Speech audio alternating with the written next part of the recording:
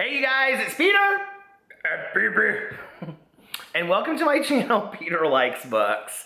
Welcome to Booktubeathon, and this is not my Booktubeathon update vlog. That is coming later, or it may have come before, I don't know. This is my very first, what's this place called? Book Depository, oh my god, unboxing. I'm so excited, you guys. I love presents, especially the ones I have to pay for. So I got on Book Depository. Book Suppository? No. I got on Book Depository and found all these books that I wanted for like $6 and $7. And I was like, this is incredible. Free shipping, $6 or $7. Now I did have to wait about 3 or 4 weeks. It is kind of a long service, isn't it? But I was so excited, so I want to go through here and show you the books that I received.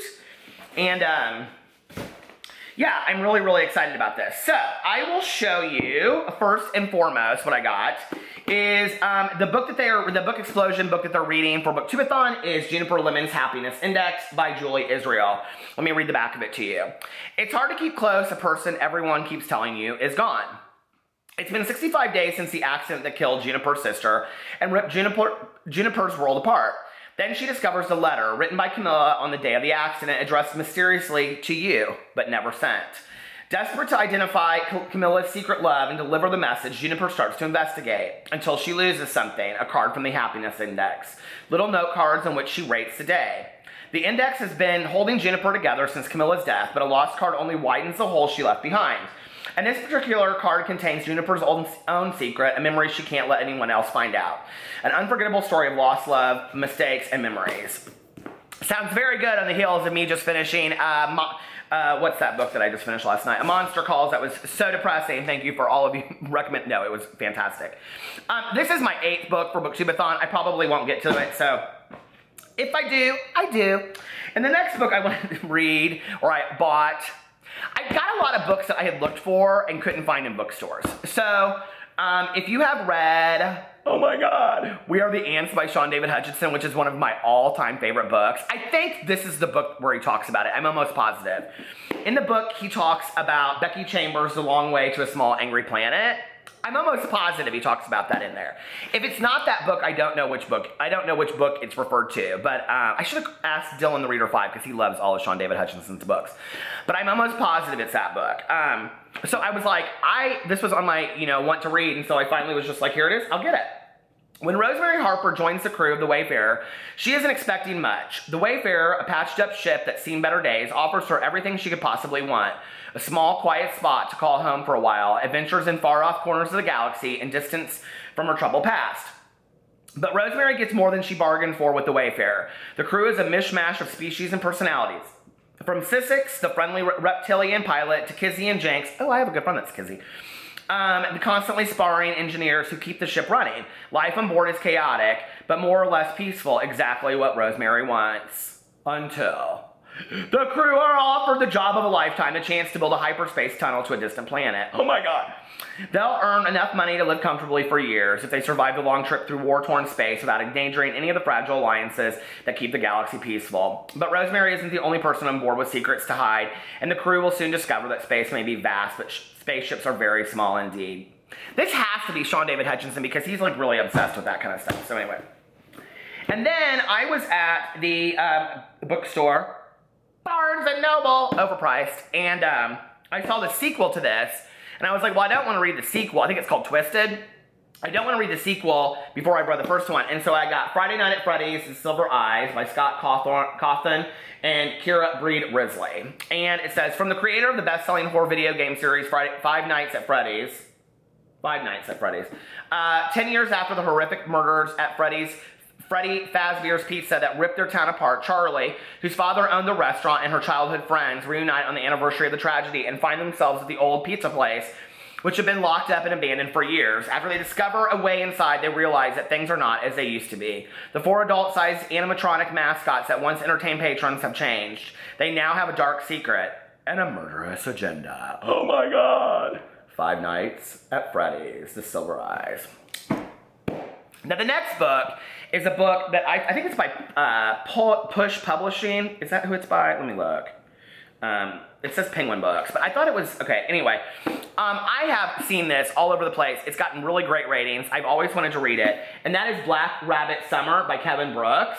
If you go down to the fair today, you may not come out alive. This sounds really good. Okay.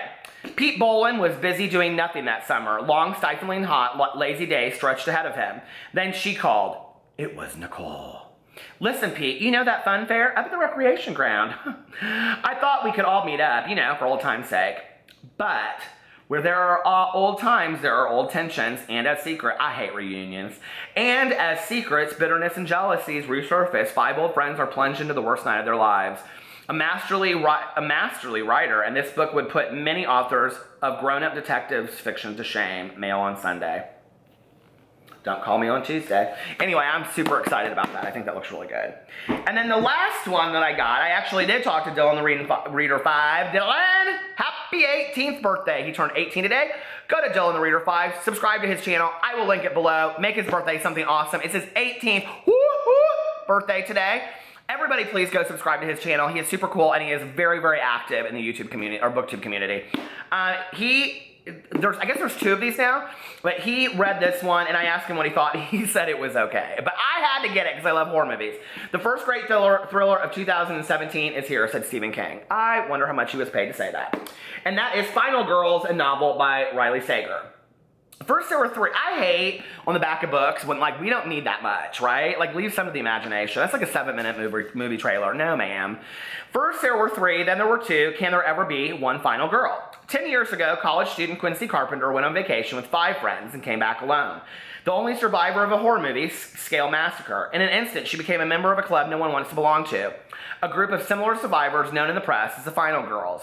Lisa, who had lost 9 sorority sisters to a college... This sounds so good. I'm sure it's not that great, but it sounds great. Dropout's knife. Sam, who went up against the sack man during her shift at the Nightlight Inn, and now Quincy, who ran bleeding through the woods to escape Pine Cottage, and the man she refers to only as him. The 3 girls are all attempting to put their nightmares behind them, and with that, one another. Despite the media's attempts, they never meet. Now Quincy is doing well, maybe even great, thanks to her Xanax prescription. Of course, girl. She has caring, almost fiance, Jeff, a popular baking blog. What? A beautiful apartment and a therapeutic presence in Coop, the police officer who saved her life all those years ago. Her memory won't... This sounds like Scream, kind of, doesn't it?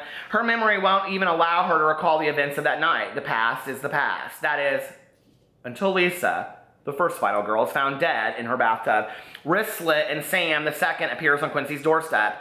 Blowing through Quincy's life like a whirlwind, Sam seems intent on making Quincy relive the past with increasingly dire consequences, all of which make Quincy question why Sam has sought her out. And when new details about Lisa's death come to light, that it was obviously a murder, not a suicide. See, this is why I hate when they do this on the back.